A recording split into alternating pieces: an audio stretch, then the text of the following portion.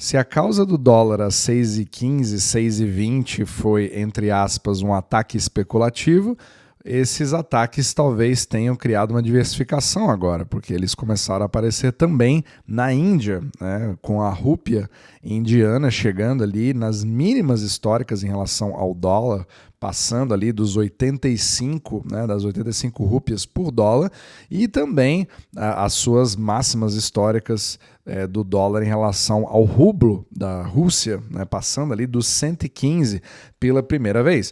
E o que eu quero comentar é um pouco desse movimento coordenado que parece, né, quando cada governo vai fazer a descrição do que está acontecendo, fica muito simples de você colocar como culpado um ataque especulativo, entre aspas, né? E é interessante porque você vê que isso é uma coisa comum entre todos eles. Então, o que eu quero falar aqui são sobre os efeitos externos da falta de dólares no mercado, né? Então, isso evidencia claramente que o sistema eurodólar está um pouco receoso em fazer o fluxo do capital ir para todos esses países que, por coincidência ou não, fazem parte aí das principais letras do BRICS. Então, o que eu quero falar aqui é sobre um movimento que aconteceu principalmente na Índia e talvez você consiga ver alguns paralelos com o que está acontecendo no Brasil também. Então, a Índia ela veio passando por exatamente o mesmo problema.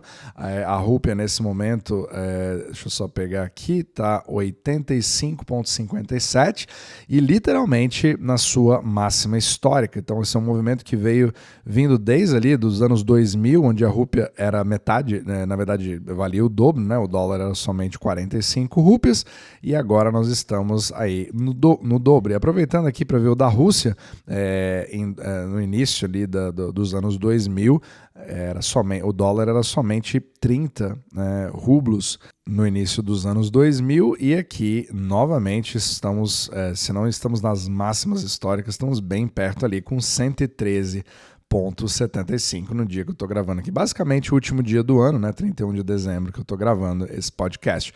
Então, literalmente, péssimas performances, podemos dizer assim, em relação ao dólar. Mas é aquele negócio. Isso é algo que está sincronizado nos países, só que cada país vai lidar com uma forma diferente. Então, se você olhar para o Brasil, todo mundo já falou ali recentemente, né? Inclusive grandes discussões no Twitter, no X, em relação a outra intervenção, foi um pouco menor, né, do Banco Central brasileiro, acho que foi menos de 2 bilhões de dólares que foram colocados ali, só que, obviamente, para qual tipo de resultado, né? Então, novamente, estamos aí beirando, nesse exato momento que eu estou gravando, estamos ali a 6,18 em relação ao dólar e o real. Agora, a Índia, na verdade, ela fez uma coisa bem assim, interessante, entre aspas, né? Então, que cada país vai tentar fazer uma coisa diferente, só que é aquela questão que mostra claramente como todas as armas dos bancos centrais são extremamente limitadas por um movimento que é coordenado em relação à falta de dólares no mercado para você arcar com as suas dívidas existentes. E a Índia, ela fez, inclusive, uma coisa bastante estranha, para dizer o mínimo, que ela deu short no dólar. Então ela fez movimentos no mercado como se fosse um hedge apostando, na verdade, na queda do dólar para ficar do outro lado em relação a operações que estavam acontecendo dentro da Índia. Só que quando isso vai para o lado errado, você precisa compensar isso do outro lado e isso sempre se reflete em mais impressão de rúpias para poder pagar pelos mesmos dólares, né, e arcar com o outro lado da operação. E isso veio sendo feito, inclusive a Índia, ela voltou, acaba sempre confundindo com China, né, mas enfim, eu não falo tanto da Índia assim.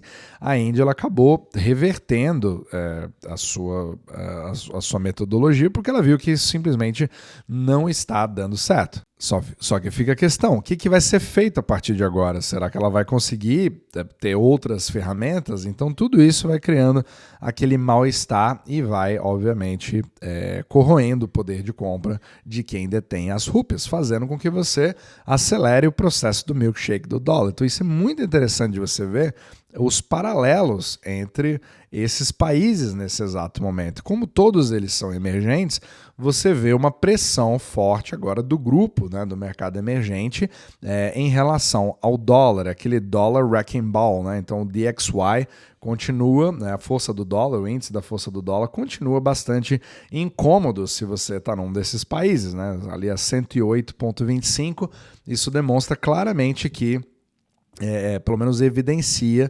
apertos financeiros nesse mercado para os emergentes. Então pode ser uma falta de alocação para mercados emergentes. Claro que sempre tem uma oportunidade, né, dependendo de que cada país pode oferecer em relação à sua pauta de comércio exterior, né? O Brasil tem uma pauta forte, apesar de que a soja sendo um dos principais teve uma queda recente, isso afeta. Então percebe como várias coisas permitem com que países estejam mais ou menos preparados para momentos onde você tem o aperto dessa liquidez em dólares para esses países. E você juntando também o fato da curva de bonds americana ainda estar bastante alta relativamente aos outros, você fica literalmente com a faca e o queijo na mão se você é um investidor que está tentando simplesmente se proteger com segurança e liquidez, e aí vai uma quantidade gigantesca de liquidez para os Estados Unidos, querendo ou não, novamente. Então, tudo isso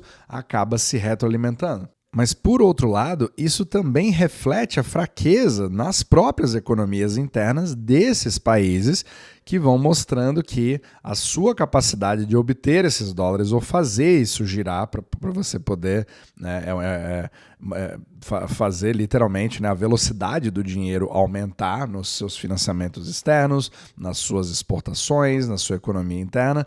Isso mostra claramente também o mesmo efeito coordenado, que não afeta, novamente, não afeta somente o Brasil, não afeta somente a Índia, não afeta somente a Rússia, não afeta nem a China também, né, que eu até tirei dessa discussão, porque eles têm um controle muito mais forte de capital, mas ainda continua ali o dólar a 7,29, né, beirando 7,30. Estou tentando segurar, literalmente com uma panela de pressão, que eu sempre falo aqui nos capítulos. Então você percebe a pressão dessa falta de dólares nesses mercados e como que isso também se reflete um arrefecimento de todas essas economias. Então, como um efeito global sincronizado, isso acaba se refletindo nesse tipo de problema para você obter liquidez. E, obviamente, quanto menos você tem produtos e serviços sendo criados, menos empregos, menos fluxo, menos possibilidades de pagamento das suas dívidas já contraídas. Isso vai fazendo aquele óleo da engrenagem, digamos assim, ficar cada vez mais grosso. Então, tendo essa dificuldade, os bancos começam a acender, obviamente, o sinal amarelo para novos empréstimos e vai fazendo com que esses dólares agora fiquem mais caros na hora de você renegociar as suas dívidas, principalmente para bancos locais. Então, tudo isso vai fazendo com que o seu passaporte para o ingresso ao sistema Eurodólar, então talvez uma outra forma de você enxergar tudo isso, né, vai ficando cada vez mais caro, né? O visto que você precisa para ingressar no comércio exterior também começa a ficar cada vez mais caro. Então é mais ou menos isso que eu queria passar hoje para você. Então, apesar de a Índia não ser muito colocada ali, né, no foco macroeconômico, e a Rússia agora, principalmente com as sanções e tudo isso, né, ela continua tendo acesso a dólares indiretamente,